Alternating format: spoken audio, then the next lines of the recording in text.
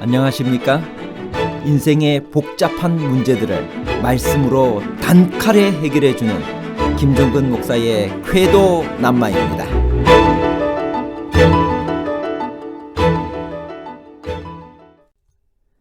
하나님의 법도와 규례를 지키기 전에 먼저 할 일은 무엇인가요? 하나님께서 비를 내리지 않는 이유는 무엇일까요?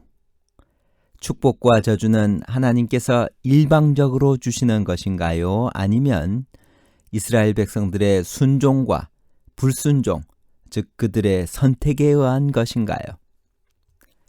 일방적 결과와 선택의 결과에 관한 복잡한 문제를 하나님 말씀의 가르침으로 명쾌하게 해결해 드리겠습니다. 하나님의 법도와 규례를 지키기 전에 먼저 할 일은 무엇일까요? 신명기 11장 1절. 그런즉 내 하나님 여호와를 사랑하여 그 직임과 법도와 규례와 명령을 항상 지키라. 하나님의 법도와 규례를 지키기 전에 먼저 할 일은 하나님을 사랑하는 것입니다. 사랑은 하나님께 대한 모든 경배와 봉사의 기초가 되는 원칙입니다.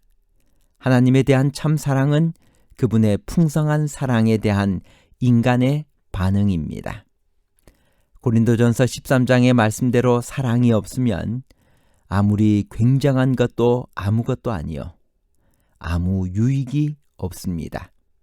하나님의 율법에 순종하는 것도 마찬가지입니다.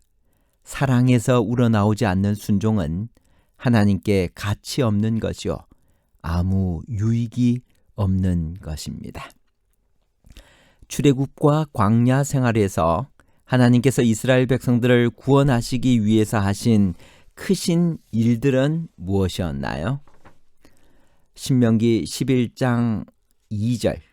너희의 자녀는 알지도 못하고 보지도 못하였으나 너희가 오늘날 기억할 것은 너희 하나님 여호와의 징계와 그 위엄과 그 강한 손과 펴신 팔과 애굽에서 그 왕 바로와 그 전국에 행하신 이적과 기사와. 모세는 하나님이 베푸신 열 재앙의 기적과 홍해가 이스라엘을 위해서 갈라지고 애굽 군인들 위해 합쳐진 사건, 40년 동안 광야에서 행하신 기적들, 그리고 고라의 반역 사건들을 회상하고 있습니다. 하나님께서 그들에게 주신 땅은 얼마나 풍요로운 땅이었나요? 그 땅에서 하나님을 사랑하고 순종하면 어떤 축복을 받을 것이라고 하셨나요? 신명기 11장 8절. 그러므로 너희는 내가 오늘날 너희에게 명하는 모든 명령을 지키라. 그리하면 너희가 강성할 것이요, 너희가 건너가서 얻을 땅에 들어가서 그것을 얻을 것이며, 또 여호와께서 너희의 열조에게 맹세하사 그와 그 후손에게 주리라고 하신 땅, 곧 젖과 꿀이 흐르는 땅에서 너희의 날이 장구하리라. 비는 성경에서 성령의 상징으로 기록되었습니다. 이른 비와 늦은 비는 적당한 때에 내리는 성령을 표상합니다. 우리가 성령을 받아 열매를 맺는 길은 하나님의 말씀을 청종하고 마음을 다하고 뜻을 다하여 바르게 섬길 때입니다. 메말랐던 우리 영혼에 단비가 내리고 하나님의 거룩한 형상을 회복하여 이웃과 지역사회와 교회에서 하나님의 영광을 나타내는 비결은 우리가 그분의 말씀에 순종하는 길을 걸을 때입니다. 애굽 땅은 행함의 의의 땅이라고 한다면 가나안 땅은 믿음의 의의 땅이라고 할 수 있습니다. 아무리 아름다운 땅이라 하더라도 하나님께 순종하지 않으면 어떻게 될 것이라고 말씀하셨나요? 그리고 비가 오지 않는 이유를 성경은 무엇이라고 말하고 있나요? 신명기 11장 16절에서 17절에 있는 말씀입니다. 너희는 스스로 삼가라. 두렵건대 마음에 미혹하여 돌이켜 다른 신들을 섬기며 그것에 절함으로 여호와께서 너희에게 진노하사 하늘을 닫아 비를 내리지 아니하여 땅으로 소산을 내지 않게 하심으로 너희가 여호와의 주신 아름다운 땅에서 속히 멸망할까 하노라.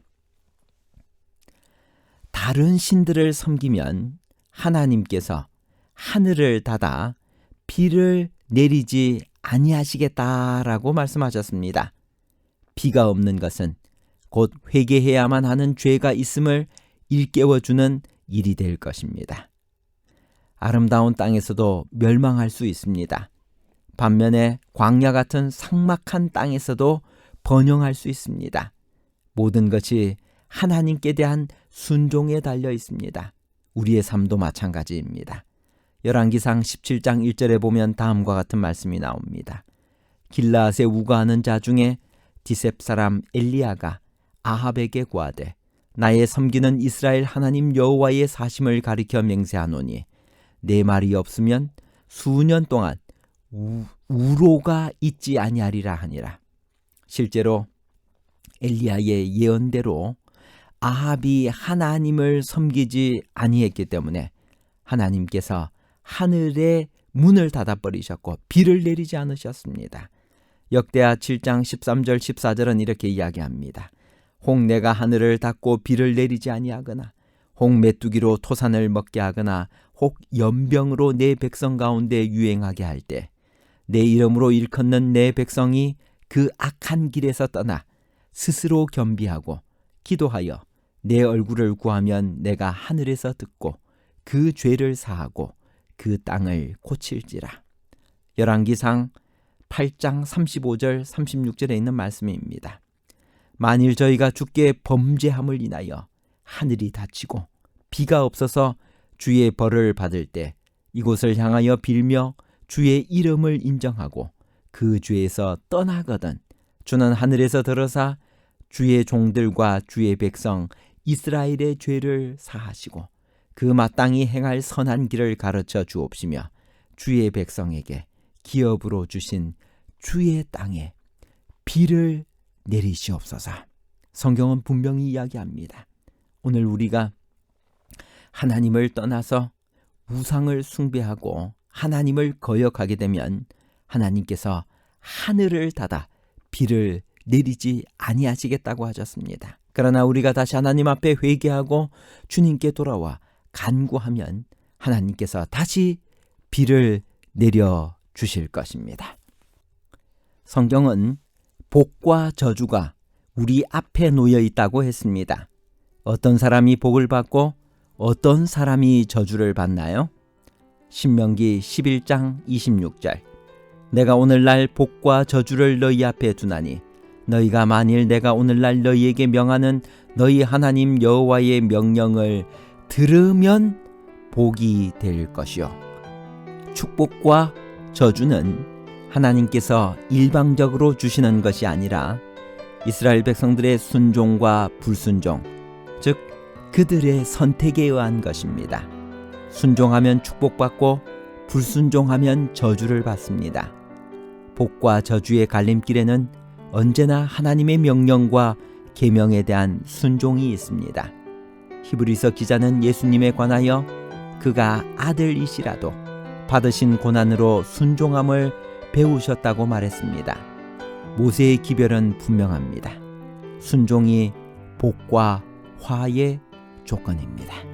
순종 없는 축복을 가르치는 설교와 하나님의 말씀을 청종치 않고도 구원의 길이 있다고 가르치는 종교에서 돌아서야 합니다. 그것은 거짓이며 사기입니다. 결론입니다. 첫 번째, 하나님의 법도와 규례를 지키기 전에 먼저 할 일은 하나님을 사랑하는 것입니다. 사랑은 하나님께 대한 모든 경배와 봉사의 기초가 되는 원칙입니다. 하나님에 대한 참 사랑은 그분의 풍성한 사랑에 대한 인간의 반응입니다. 두 번째, 하나님께서 비를 내리지 않는 이유는 이스라엘 백성이 다른 신들을 섬기며 그것에 절하기 때문입니다. 비가 없는 것은 곧 회개해야만 하는 죄가 있음을 일깨워주는 일이 될 것입니다. 세 번째, 축복과 저주는 하나님께서 일방적으로 주시는 것이 아니라 이스라엘 백성들의 순종과 불순종, 즉 그들의 선택에 의한 것입니다. 순종하면 축복받고 불순종하면 저주를 받습니다. 감사합니다.